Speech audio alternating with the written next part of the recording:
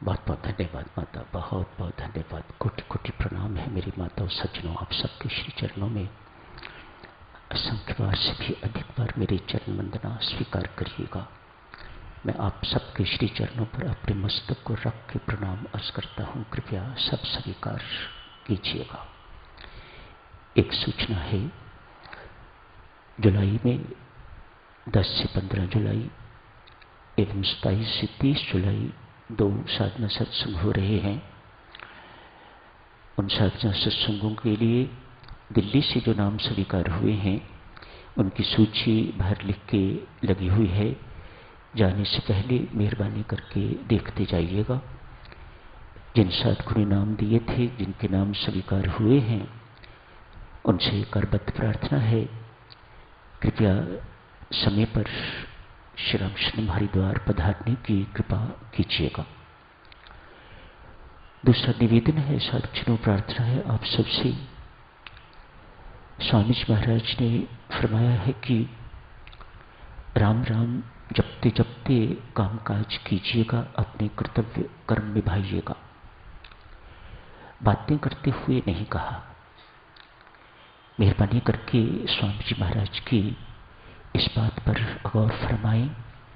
उन्होंने ये नहीं कहा कि बातें करते करते कामकाज कीजिए। उन्होंने कहा है राम राम जपते जपते अपना कामकाज कीजिएगा, अपने कर्तव्य कर्म निभाइएगा, अपना समय बर्बाद ना करिएगा बातों में।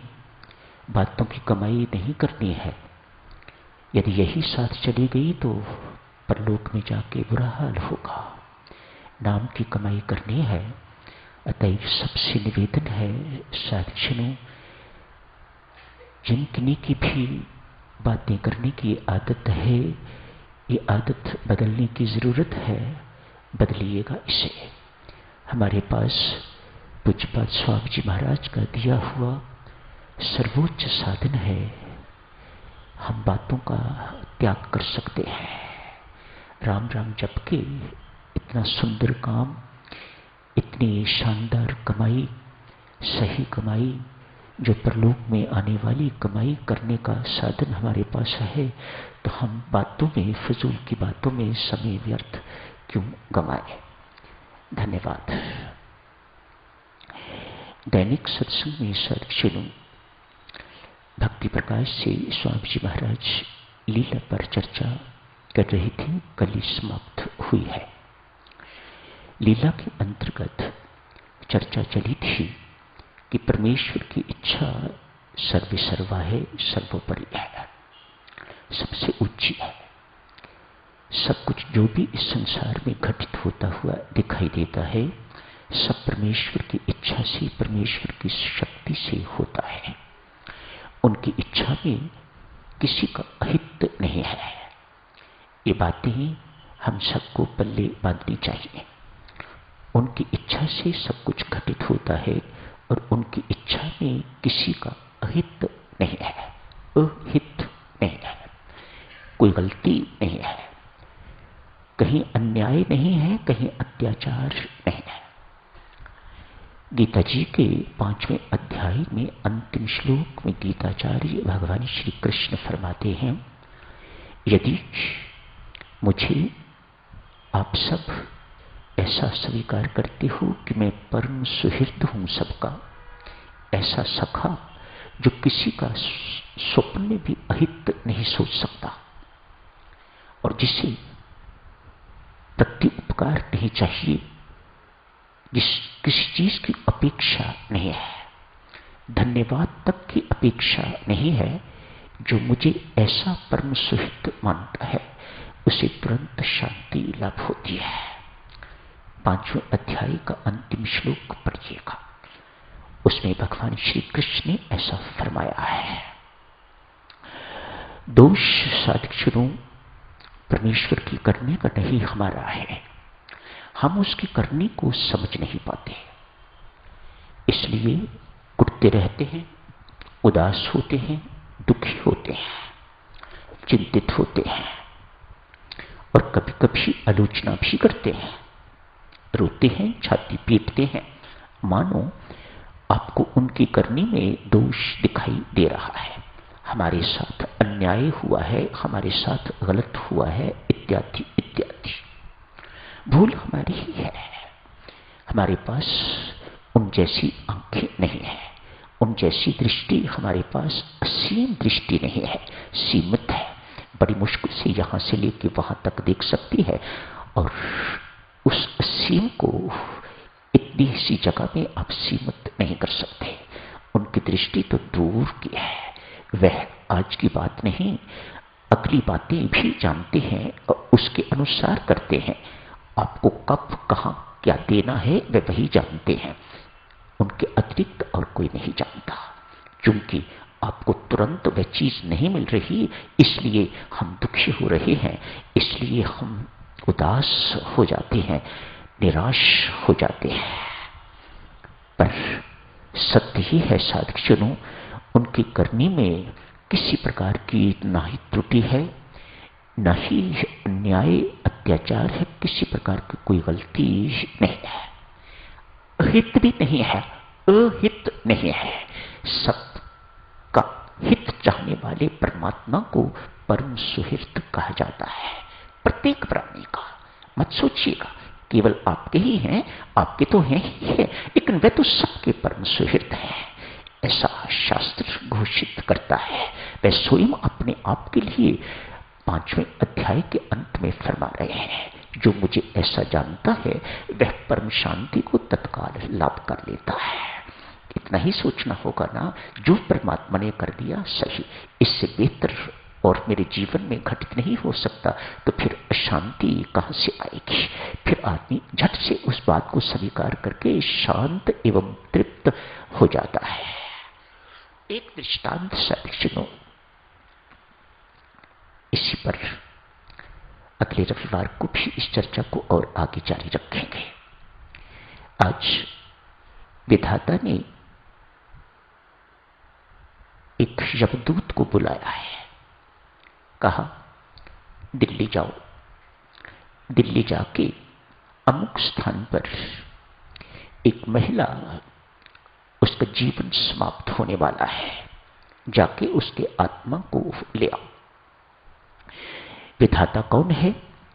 जो हमारे कर्मों के अनुसार और परमेश्वर की परम इच्छा के अनुसार हमारी प्रारब्ध लिखता है, उसे विधाता कहा जाता है।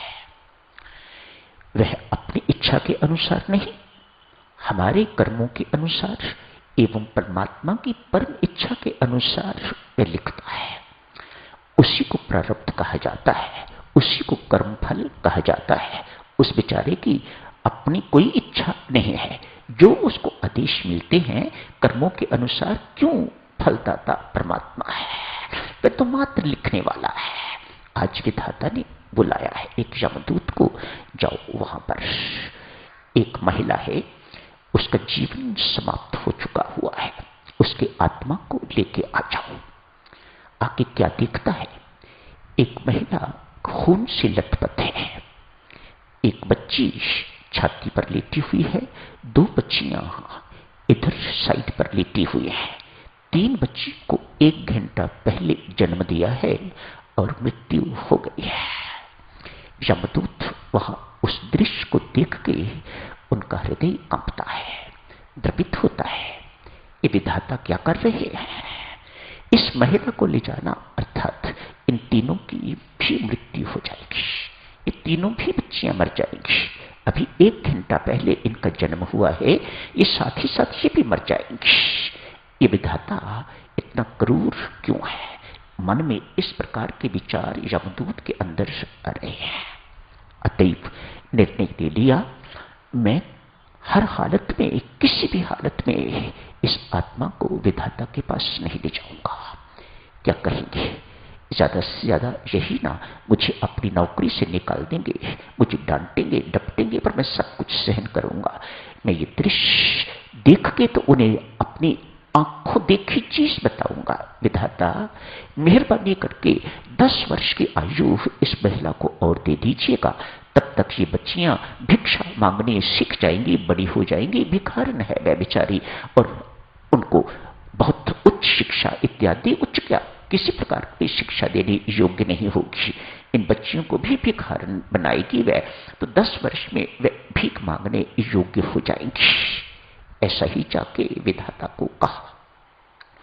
विधाता ने यमदूत से कहा, लगता है मिस्टर बहुत बुद्धिमान हो गए हो। मेरी करनी में तुम्हें दोष दिखाई दे रहा है, इसका अर्थ है कि तुम बहुत बुद्धिमान हो गए हो। यदि ये बात यमदूत के लिए कही जा सकती है तो तनिक सोचो देवियों, हमारे लिए सज्जनों परमात्मा कितनी बार ऐसे शब्द प्रयोग करता होगा। तुम अपने आप को बहुत बुद्धिमान समझते हो, इसीलिए मेरी करनी में दोष देख रहे हो, मेरी करनी में त्रुटि देख रहे हो। कहा, जो कुछ कहना था वह कह दिया। विधाता ने इतना ही कहा, इस अवज्ञा का फल मिलेगा, सजा मिलेगी। सारी की सारी शक्तियां उसकी छीन ली, सारी की सारी सिद्धियां जो यमदूत के पास थी छीन ली। कहा, जाओ दिल्ली में जाके ही एक साधारण व्यक्ति की तरह जीवन व्यतीत करो। 2 बार जब अपनी मूर्खता पर तुम्हें हंसी आएगी तो वापस बुलाऊंगा, तो तुम्हें वापस ये नौकरी मिलेगी, तब तक वहीं रहना। दिसंबर का महीना साधुजनों, कड़ी सर्दी। जनवरी का महीना शुरू हो गया, दांत बजने वाली सर्दी। बेचारे के पास कोई कपड़ा नहीं, बेचारे के पास रहने को कोई घर नहीं, कोई सगे संबंधी नहीं है। यमदूत जो साधारण व्यक्ति बना हुआ है, कनॉट प्लेस की गलियों में घूम रहा है। एक मोची दिखाई दिया। मोची ने कहा, क्या बात है, इस प्रकार क्यों घूम रहे हो? इतनी ठंड है, ठिठुरती, इतनी सर्दी है, ठंड लग जाएगी तुम्हें। क्या तुम्हारे पास कपड़ा इत्यादि नहीं है? नहीं। एक किसी रेडीमेड कपड़ों की दुकान पर ले गए, कुछ कपड़े यमदूत को दिलवाए अपने समर्थ के अनुसार। कहा, भैया मेरे पास तो रहने की भी जगह नहीं है, मैं कहाँ रहूं, मेरा कोई सगा संबंधी भी नहीं है। ये यमदूत मोची से कह रहा है। मोची ने कहा, बंधु मैं तुम्हें अपने घर में रखने को तैयार हूं, मेरे घर में रहो, पर एक बात है, मेरी पत्नी बड़ी कर्कश है। वाणी से ही कर्कश नहीं, वाणी से ही कठोर नहीं, वह हाथ से भी कर्कश है। कभी कभी बर्तन भी उठा के मार देती है, कभी कभी बेलन भी उठा के मार देती है। यदि सहन करने को तैयार हो तो मैं तुम्हें अपने घर में रख सकता हूं।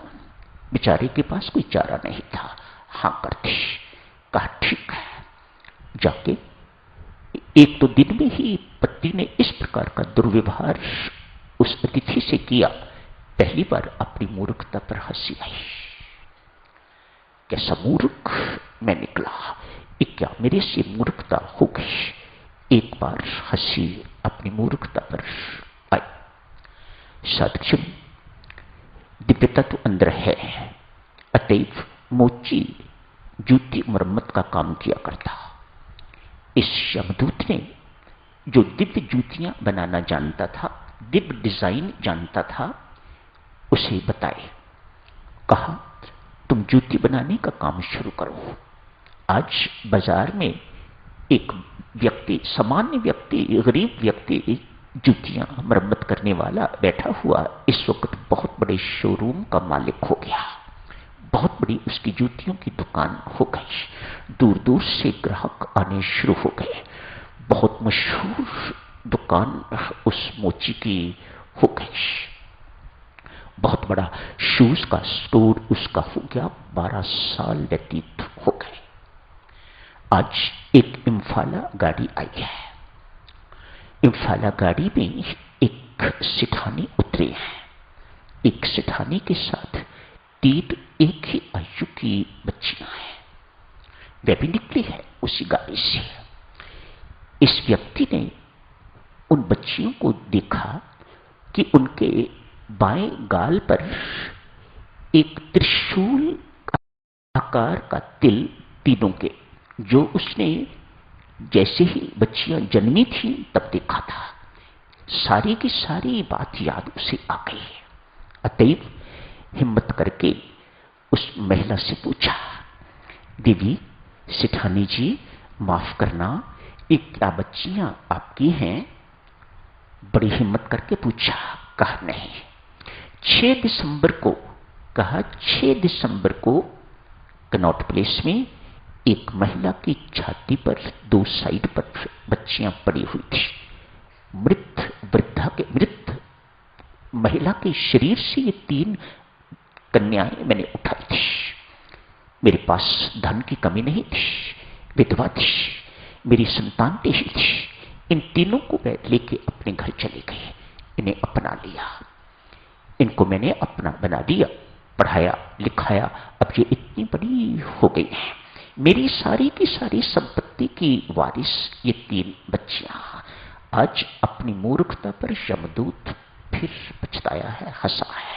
कितना मूर्ख मैं परमात्मा की करनी में दोष देख रहा था, मुझे उस वक्त दिखाई नहीं दिया। ऐसी दृष्टि साधक जनों हमारी है, उसकी करनी को तत्काल देखा नहीं जा सकता, तत्काल परखा नहीं जा सकता कि ये करनी क्या है, इसके पीछे क्या रहस्य छिपा हुआ है, ये कब क्या देने वाला है परमात्मा।